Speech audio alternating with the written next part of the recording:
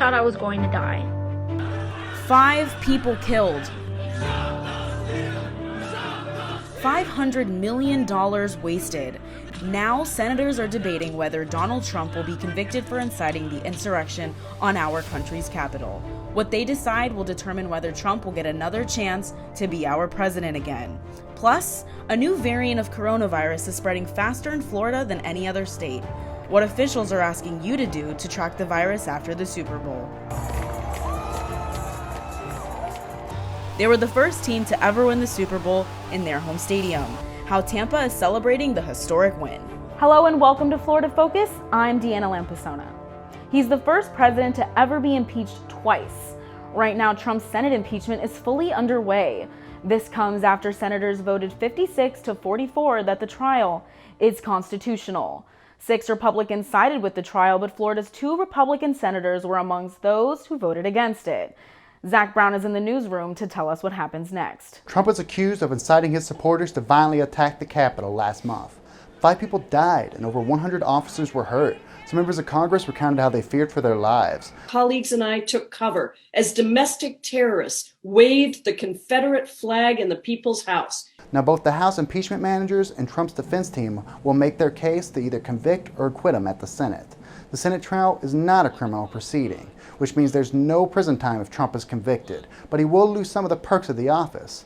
After they leave office, former presidents are entitled to certain benefits, like a yearly pension of over $200,000 throughout their lives. They also get travel expenses of up to $1 million. Taxpayers would also have to pay more than $90,000 to each of the former president's staff. If Trump is convicted, he will lose all these benefits. The Senate will also vote to disqualify him from ever running for office again. According to a new Gallup poll, more than half of Americans are in support of convicting Trump. Reporting in the newsroom, I'm Zach Brown. President Trump's legal battles are far from over. Just hours ago, Georgia prosecutors opened a new criminal investigation into his calls to overturn Biden's victory. It's now been 58 days since COVID-19 vaccines started to roll out in Florida.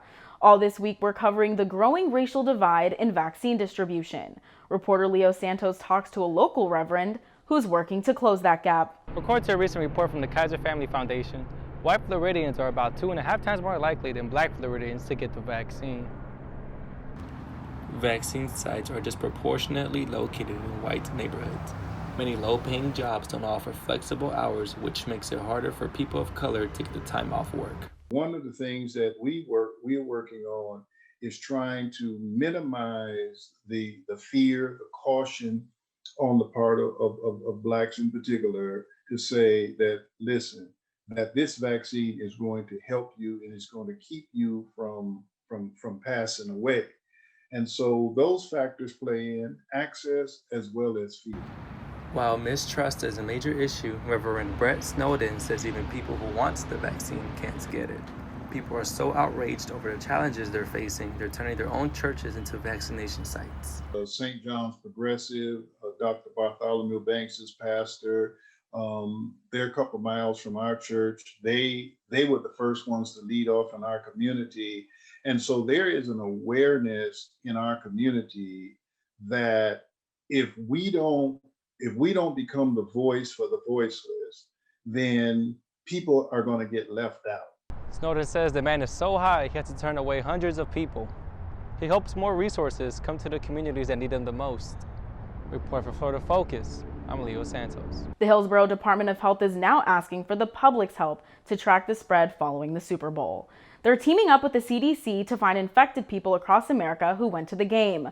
The NFL tried to keep people safe by reducing stadium capacity, but many were concerned after seeing a large number of people partying in the street without masks. Jane Castor insisted the city of Tampa is doing everything possible to keep today's events safe.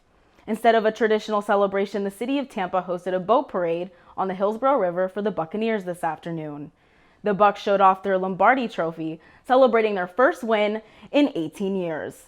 They finished off this historic season with 8 straight wins. Thank you for watching Florida Focus. Have a great evening.